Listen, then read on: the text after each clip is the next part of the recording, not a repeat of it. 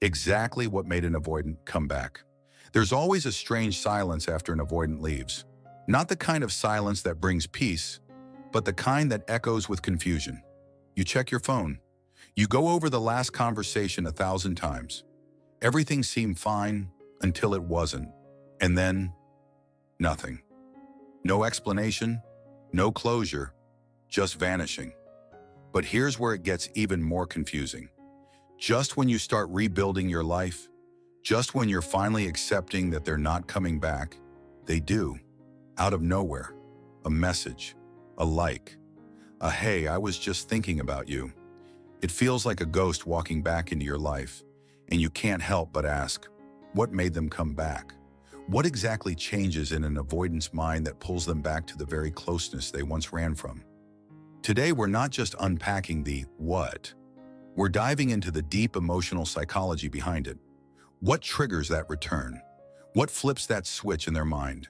And why, after all the pushing away, do they circle back? First, let's get real. Avoidants aren't emotionless. They feel. They just don't process feelings like others do.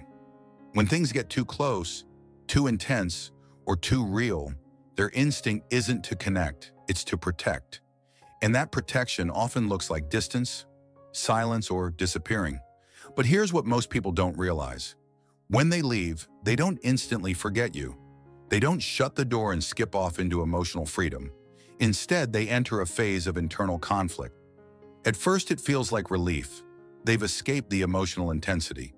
But then, over time, something shifts.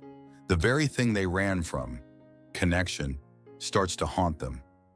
Not because they suddenly want to be vulnerable, but because they start to miss the feeling of being seen, being cared for, being understood. That emotional echo, that's what makes the avoidance start to look back. But the real turning point isn't just about missing you. It's about what you do after they leave. See, most people panic when an avoidant pulls away. They chase, they beg, they try to fix it. And that only reinforces the avoidance fear. I knew it. Connection equals pressure. I have to get away. But when you stop chasing, when you go quiet, calm, and grounded, it creates a psychological pattern interrupt. Suddenly, the avoidant doesn't feel trapped. They feel curious. Why aren't you chasing? Why aren't you trying to fix it? That curiosity grows into tension, and that tension pulls them toward you, not because you manipulated them, but because your stillness creates a safe space, a space they can finally lean into. Another huge trigger? Emotional contrast. Avoidants are experts at distracting themselves after they leave. Work, gym, friends, even new flings. Anything that keeps them from sitting still with their emotions. But here's the catch. Distraction can only go so far.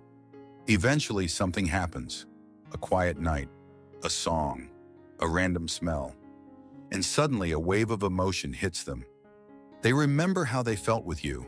Not just the words, but the emotional environment. You see, avoidants don't miss events. They miss feelings. The way you made them laugh, the way they felt calm around you, the safety, the softness. That emotional imprint stays with them. And once that memory feels safer than solitude, they come back. But maybe the biggest factor in their return is your evolution. You see, avoidants have a radar for neediness.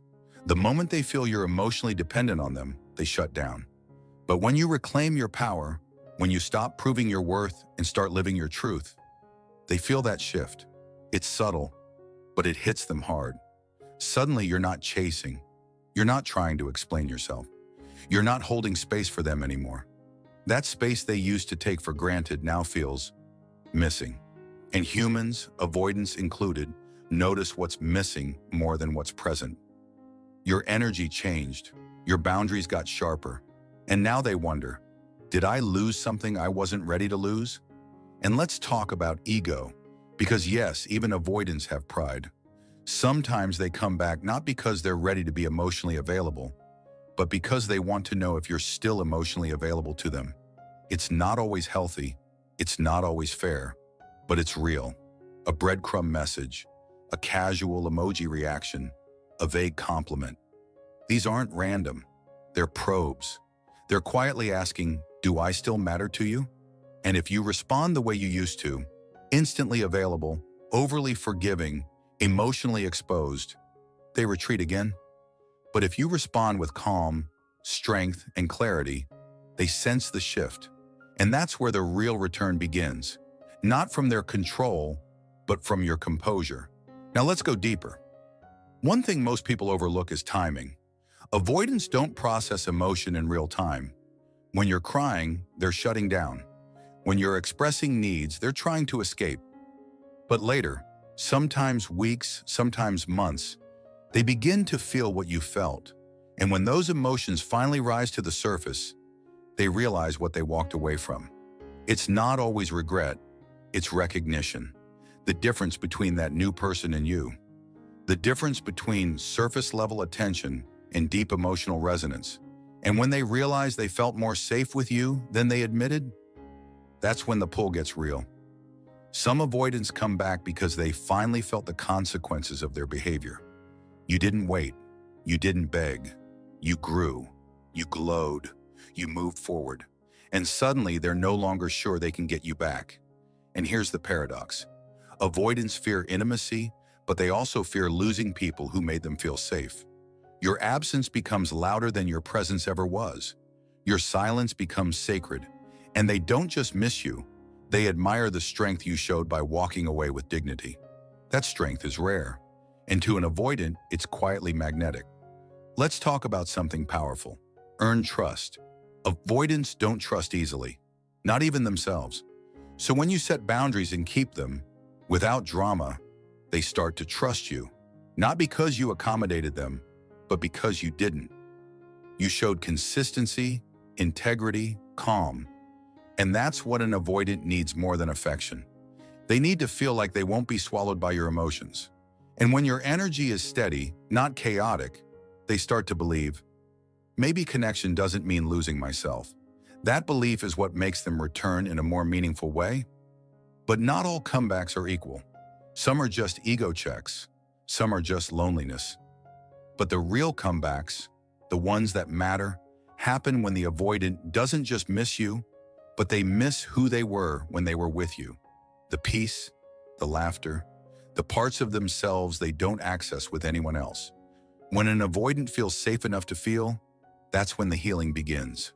That's when they come back with softness instead of control, with vulnerability instead of distance. Not always perfectly, but differently. So what exactly made them come back? It wasn't your pain. It wasn't your pleas. It wasn't your presence. It was your peace, the quiet strength of letting go, the dignity of not fighting for crumbs, the transformation of becoming someone who doesn't wait around for love, but becomes love for themselves. Avoidants are drawn to emotional safety, and once you stop chasing and start embodying that safety, you stop being a threat to their freedom and start being a mirror to what they truly long for, connection without fear. In the end, their return wasn't about you needing them. It was about you not needing them anymore. And in that freedom, they finally felt safe enough to remember the truth they buried. You were never the problem. Intimacy was, and maybe, just maybe, they're ready to face that now.